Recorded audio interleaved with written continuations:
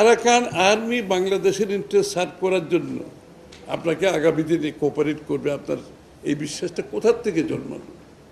আপনাকে এই বুদ্ধিটা কারা দিল?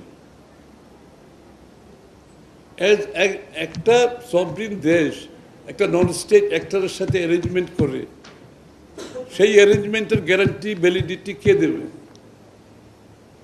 সেই নন স্টেট অ্যাক্টরের সাথে আমার স্বার্থের মিল হবে, এটা আপনাকে কে বললো? এই সমস্ত ব্রাইট আইডিয়া কার কাছ থেকে আসছে? আসলে এর কোনোটাই না। এখানে বিষয়টা কিন্তু অন্য জায়গায়। অনেকে বলেছেন আপনারা, আমরা কিন্তু কোনো প্রক্সি ওয়ারে যাব না। Bangladesh cannot afford it. আমাদের দেশটার এখন সবচেয়ে বেশি প্রয়োজন কি জানেন? আজকের বাংলাদেশ, আগামী বাংলাদেশের জন্য সবচেয়ে বড় প্রয়োজন একটা স্টেবল, স্থিতিশীল বাংলাদেশ, একটা শান্তিপূর্ণ বাংলাদেশ। এটা হচ্ছে আমার সবচেয়ে পাওনা এখন এই মুহূর্তে। শেখ হাসিনা যেভাবে রাষ্ট্রের স্বার্থ জলাঞ্জলি দিয়ে, বাংলাদেশের মানুষের স্বার্থ জলাঞ্জলি দিয়ে ক্ষমতায় থাকার জন্য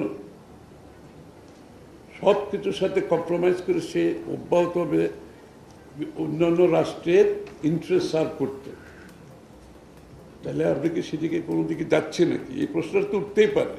কারণ কোনো যুক্তিতে আমরা এখানে যাওয়ার কোনো সুযোগ নেই, কোনো করিডোর, কোনো চ্যানেল যাওয়ার কোনো সুযোগ নাই। বাংলাদেশ ক্যানট অ্যাফোর্ড ইট।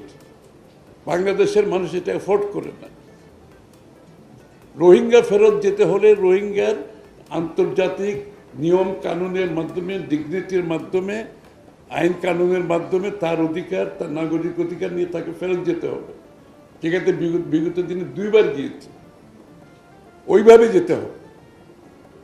আপনি করিডোরের দোহাই দিয়ে বাংলাদেশকে ফ্রন্টলাইন স্টেটে নিয়ে যাবেন, আমাদের অস্তিত্বের ব্যাপার, এখানে আমাদের নিরাপত্তার ব্যাপার, আমাদের দেশের স্থিতিশীলতার ব্যাপার, সেটাকে আপনি একটা এত বড় ঝুঁকির দিকে নিয়ে গিয়ে আপনি কি অ্যাচিভ করার চেষ্টা করবেন?